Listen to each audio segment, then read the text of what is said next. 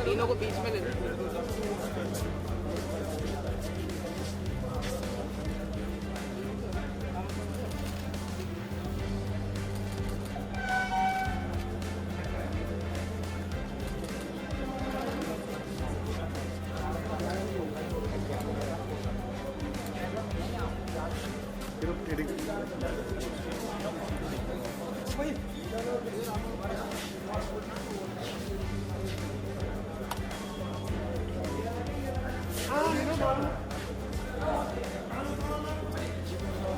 Right हो गया।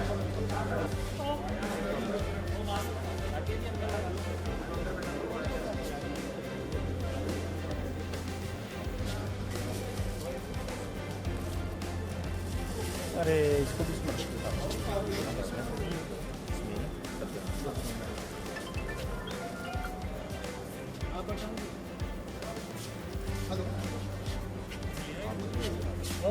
वो भी हाँ चल अंदर जा रहा हूँ मैं। अरे आप हो क्या? अरे आ गया ना मैं।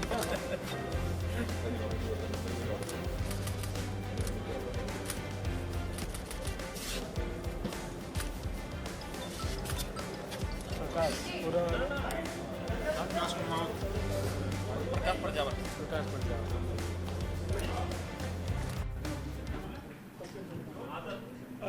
9 अक्टूबर रविवार को सवेरे अर्ली मॉर्निंग करीब 5:30 बजे के आसपास गलता गेट थाना क्षेत्र के गंगापोल चौकी इलाके में एक बुजुर्ग महिला के दोनों पांव काट के पांव में पहने हुए चांदी के जो जेवरात थे उनको लूटने की एक जघन्य घटना कारित की गई अपराधियों के द्वारा।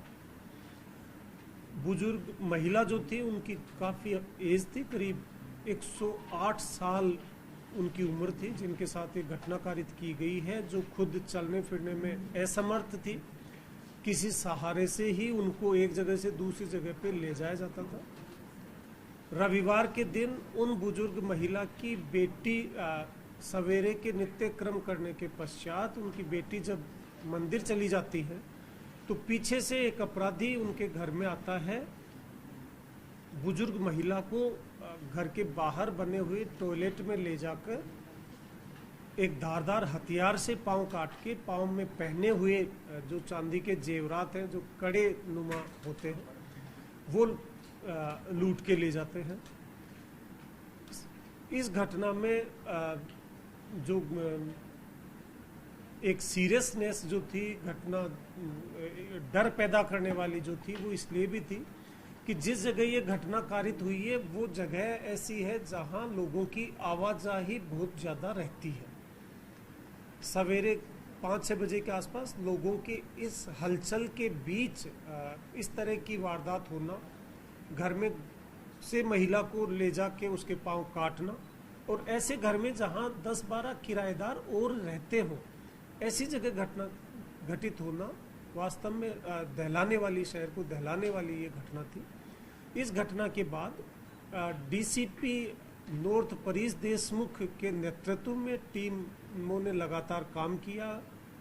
सीएसटी, डीएसटी और थानों की, जिलों की टीमों ने काम किया, और वहाँ उस घटना में एक संदिग्ध स्कूटी नज़र आती थी। उस घटना के नज़दीक के कैमरों में उस संदिग्ध स्कूटी के आधार पे स्थानीय इंटेलिजेंस को एक्टिवेट करके पता लगाया गया कि किसके पास इस तरह की स्कूटी रहती है और कौन सवेरे सवेरे बाहर निकलता है। तो कोई दूसरे दिन जाके एक नाम सामने आया कि इस तरह का एक व्यक्ति है जिसके पास ऐसी स्कूटी है और वो अक्सर सवेरे आके अपनी चाय की एक थड़ी है, वो थड़ी चाय की थड़ी खोला करता है। उस सूचना को डेवलप किया गया और उस सूचना के डेवलप करने के पश्चात प्रकाश प्रजापत नाम का एक व्यक्ति है जो टोडी मीणा थाना रायसर जयपुर ग्रामीण इलाके का रहने वाला है, उसको गिरफ्तार किया गया। यह व्यक्ति जहां घटना घटित हुई है उसी घर में जहां ये बुजुर्ग महिला के साथ जो घटना कारित की गई, उसी घर में 3-4 साल पहले किराएदार के रूप में रहा था। ये महिला को भी जानता था और महिला भी, चूंकि इनके घर में किराएदार है तो वो भी इनको पहचानती थी, बुजुर्ग महिला भी। पिछले 3-4 साल से इसने ये घर छोड़ के करीब 2 गली पीछे इसी इलाके में किराए के दूसरी जगह रहने लगा। चाय की थड़ी अपनी चलाता है। मौज मस्ती, कुछ गलत शौक इस अपराधी के चलते इस पे काफ़ी कुछ कर्जा होने की बात अब तक के अनुसंधान में सामने आई है और उस कर्जे के उतारने के लिए एक ये वल्नरेबल और इजी टारगेट को देखते हुए ये बुजुर्ग महिला को इसने टारगेट बनाया और इनके साथ ये घटना कारित कर। अपराधी को अरेस्ट करने के बाद जब अनुसंधान किया गया तो पता चला कि इसके पूर्व का किसी तरह का कोई आपराधिक रिकॉर्ड नहीं है, पूर्व की कोई आपराधिक गतिविधियों में शामिल नहीं रहा है। वारदात में लूटे गए चांदी के जो कड़े थे वो तफ्तीश के दौरान बरामद हुए हैं।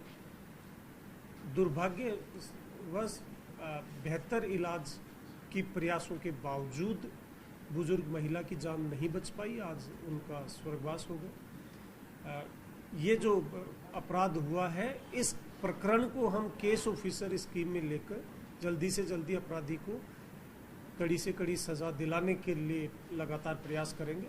साथ ही इस वारदात में आरोपी को पकड़ने में जिनकी महत्वपूर्ण भूमिका हमारे पुलिस जवानों की रही है, जिसकी जैसी भूमिका रही है, उस आधार पर उपयुक्त स्तर पे उनको पुरस्कृत भी कराया जाएगा।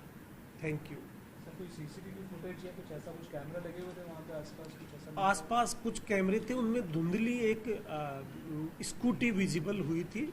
उस पर स्कूटी का कोई नंबर पता नहीं लग रहा था, सिर्फ इतना पता लग पा रहा था कि एक कोई स्कूटी है। स्कूटी का क्या मेक है, क्या कलर है, इतना कुछ पता नहीं लग रहा था। लेकिन हाँ, उस स्कूटी पे एक व्यक्ति जाता हुआ नजर आया था और उसी सूचना को आगे जब डेवलप किया गया तो ये पता लगा कि हाँ, एक आसपास जिन के पास भी स्कूटी जो यूज करते थे उनका पता लगा और अर्ली मॉर्निंग कौन स्कूटी पे घूमा करता है वो पता लगा। वहाँ से हम इस व्यक्ति तक पहुँचे। ये अकेला आरोपी है सर? इस पूरे घटनाक्रम में अकेला आरोपी है।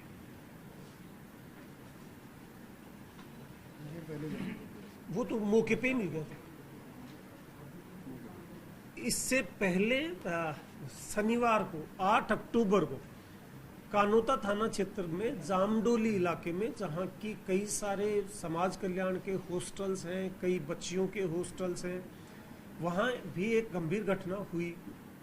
शाम के समय एक स्टूडेंट बच्ची लाइब्रेरी से पढ़ के अपने हॉस्टल में वापस जा रही थी। रास्ते में उस बच्ची का किडनैप करने की कोशिश की गई। बच्ची का जो पर्स था, बच्ची के जो कुछ दस्तावेज बच्ची के साथ में थे, उनको हथियार की नोक पे लूटा गया। बच्ची का किडनैप करने का भी प्रयास किया गया। बच्ची ने थोड़ी हिम्मत दिखाई, हल्ला किया, उससे अपराधी जो कुछ लूट सकते थे वो लूट के भाग गए।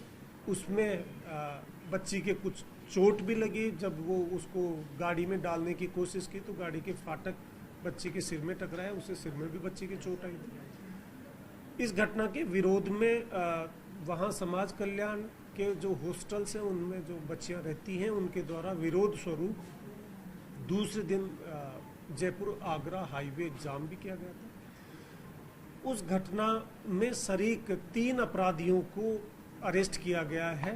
ये तीनों अपराधी जो थे, एक व्हीकल में ये लोग आते हैं। एक अपराधी है सन्नी शर्मा, दूसरा अपराधी है राहुल जाट और तीसरा है दाऊद नाई। ये तीनों अपराधी भरतपुर जिले के रहने वाले हैं। इनसे अब तक से अनुसंधान से जो चीज़ें पता लगी है उससे स्पष्ट हुआ है कि इनकी इसी तरह की फितरत है कि सुनसान जगह पे अकेली जाती हुई कोई महिला का पर्स छीनना, बैग छीनने जैसी घटनाएं करने का इनके द्वारा अपराध करने की जानकारी सामने आई है। पूर्व में भी इन्होंने इसी इलाके में एक प्रयास और किया था, एक महिला का पर्स लूटने का। तीनों अपराधियों को जब अरेस्ट किया गया, जिस वाहन से तीनों अपराधी आए थे वो वाहन बरामद किया गया। उस वाहन में अपराधियों के द्वारा जिस हथियार का डर दिखा के महिला का किडनैप करने की कोशिश करी गई थी, वो हथियार और कारतूस भी बरामद किए हैं। फर्दर तीनों अपराधियों से पूछताछ की जा रही है। इनके द्वारा अन्य शहर में या दूसरे जिलों में अन्य जो भी वारदातें इनके द्वारा की गई हैं, उन वारदातों का खुलासा होने की भी संभावना है। चूंकि ये घटना महिला की गरिमा से जुड़ी हुई घटना है और जामडोली का वो क्षेत्र जहां ज़्यादातर बच्चियां रहती हैं, उस इलाके को और अधिक पुलिस एंगल से और ज़्यादा सुरक्षित बनाने के लिए जामडोली के इस परिसर में पुलिस चौकी जो पूर्व में बनी हुई थी, लेकिन महिला हॉस्टल के परिसर के भीतर रहने की वजह से वहाँ के स्थानीय मैनेजमेंट के द्वारा उस चौकी के अंदर पुलिस बल तैनात करने का जो कोशिश था, उसका उनके द्वारा विरोध किए जाने की वजह से वो चौकी अंदर स्टार्ट नहीं कर पाए थे।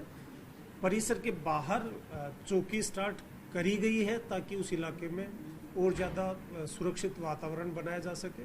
साथ ही साथ उस परिसर में महिलाओं को सेल्फ डिफेंस की ट्रेनिंग देने के लिए निर्भया स्क्वाड के साथ उनका टाई अप करके उनकी समस्त बच्चियों की सेल्फ डिफेंस की ट्रेनिंग करने का एक कोर्स भी शुरू किया गया है।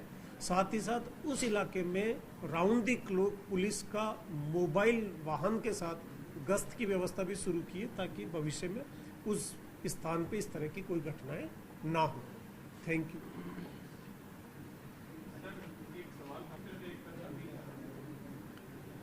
देखिए, जो ठग हैं, विशेषकर साइबर ठग, वो नित्य नए जो कोई भी समाज में किसी भी तरह की, चाहे कोई टेक्नोलॉजी आती हो, चाहे नए तरह का कोई व्यापार आता हो, यहाँ तक कि चाहे किसी तरह की कोई बीमारी महामारी आती हो, हर नए उत्पाद के साथ अपराधी भी अपना नया तरीका लोगों को ठगने का शुरू करते हैं। शुरुआत के दिनों में देखो तो आप मोबाइल टावर लगाने के नाम पे ठगी करने से लेकर के विदेश भेजने के नाम से ठगी करने को लेकर के, अभी गर्मियों के दिनों में आपने देखा होगा कि देर रात आपके पास अचानक मैसेज आएगा कि आपका बिजली का बिल जमा नहीं हुआ, इसको इमीडिएट आधे घंटे में आप अगर जमा नहीं कराओगे इस नंबर पे कॉल करिए, अदरवाइज आपको डिस्कनेक्ट कर दिया जाएगा। आपका पानी का बिल बकाया है, आपकी LIC की पॉलिसीज का ड्यू बकाया है। इस तरह के झांसे पट्टी देख के लोगों के साथ लगातार ठगी करने का प्रयास ठगों द्वारा किया जाता है। इससे बचने का एक ही उपाय, किसी भी अनऑथोराइज्ड मैसेज को, अनऑथोराइज्ड मेल को, अनऑथोराइज्ड लिंक को ना तो क्लिक करें, ना उसके साथ किसी तरह की इंफॉर्मेशन शेयर करें, और ना किसी अनऑथोराइज्ड व्यक्ति को आपका OTP, पासवर्ड या पिन कोड, पासकोड ना बताएं। वही आपका बचाव है। साथ ही साथ कुछ केसेस में ये भी देखा गया है कि साइबर फ्रॉड उन लोगों के साथ ज़्यादा होता है जो बिना कोई मेहनत के इजी मनी अर्न करने के लालच में फंस के भी ऐसा अपराध होता है। तो इन दो चीज़ों का अगर ध्यान रखा जाए तो ऐसे अपराधों से बचा जा सकता है।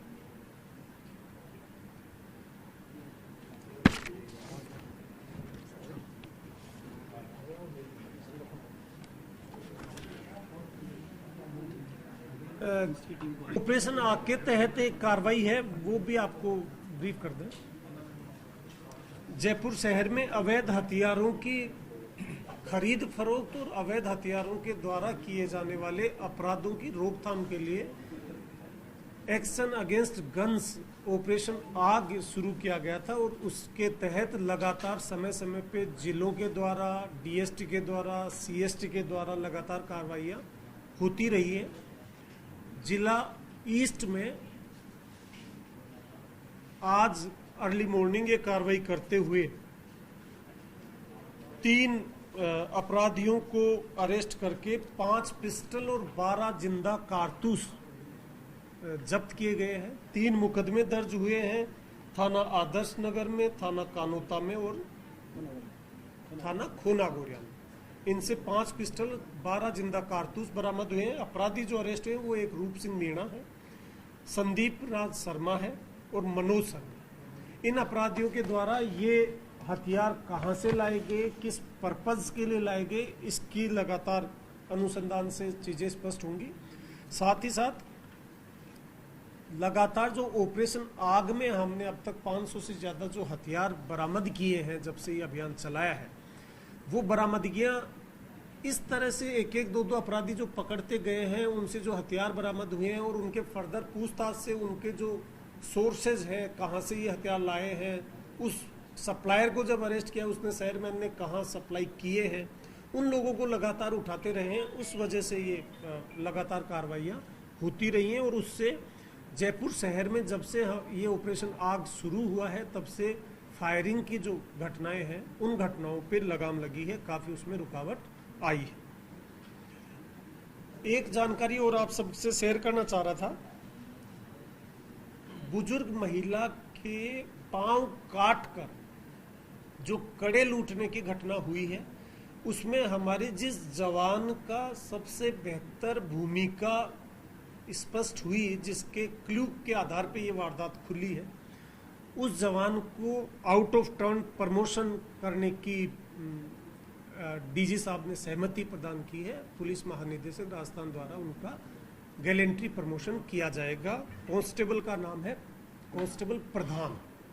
उनका इस वारदात को खोलने के लिए गैलेंट्री प्रमोशन किया जा रहा है।